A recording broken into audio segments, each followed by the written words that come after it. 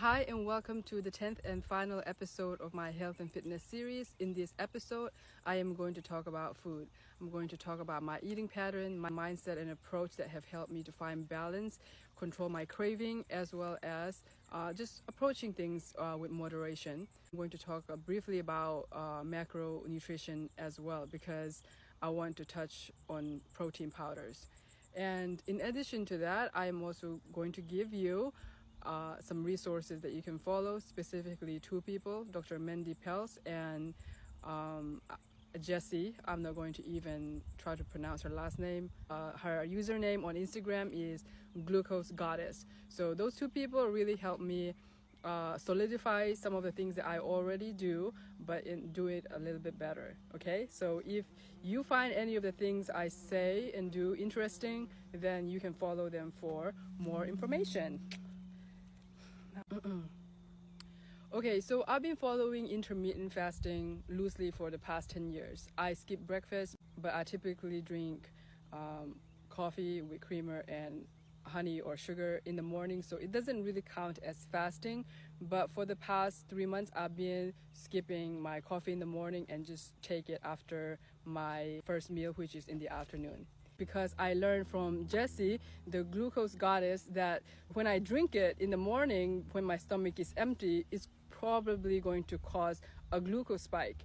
And so if I drink it after a meal, then it's not going to have the same effect, even though the content of it is the same. If you want to learn more about how to decrease your glucose spike, then you can follow Jessie. She will keep you straight. And some of her teachings, I love it. Her findings in her research, I love it because they're simple, and honestly, simple, intuitive approach are always natural and it works. When we talk about eating patterns, I don't necessarily think there is one size fit all. As long as we eat balanced diet and we don't overfeed or undernourish ourselves, I don't think the patterns of eating is actually making so much difference to where it's like superior. I think they're all good. But the intermittent fasting is just something that works better for my lifestyle and also the kind of person that I am, because I don't have a lot of craving, but when I do eat, I have good appetite. So I don't think I can do the 6 small meals, and plus it's just too much to think about. I don't do it every single day. I still kind of it's an option. I don't ever make myself do things because I have to. I always make it an option. And most of the time, I follow that pattern.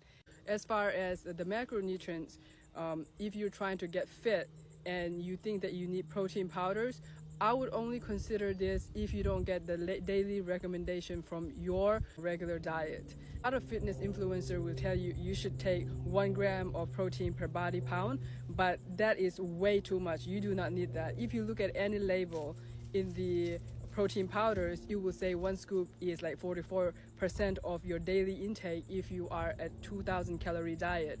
So you should not even be touching that if you already eat very balanced diets. Okay, that's all I'm going to say about that. But as far as cravings, one thing that worked for me is whenever I like something a lot, I try to make myself submerging in it. For example, if I love this duck sauce, what I think of is like, what if for the whole week I have to just drink this stuff instead of water?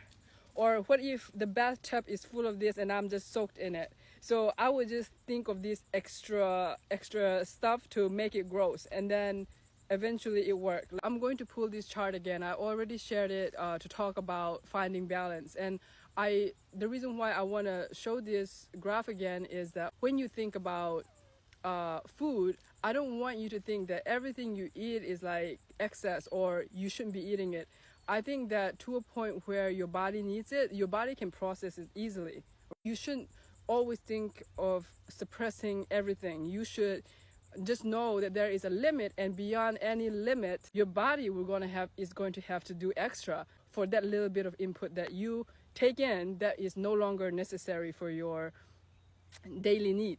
This concludes my series, and I am hoping that you learn at least one thing that helped you. This series, the first series, I talk more about my philosophy and my overall approach, but moving forward, it will be just kind of my journey as it happens, and also the changes that I'm going to make into the things that I've already shared. And there are several things that I want to start implementing that I'm not doing currently. And I am looking forward to sharing more with you. I learned so much and had so much fun making this series. If you watch all of my videos in this series, I want to thank you especially for all your support and love. And I am definitely looking forward to seeing you in the future.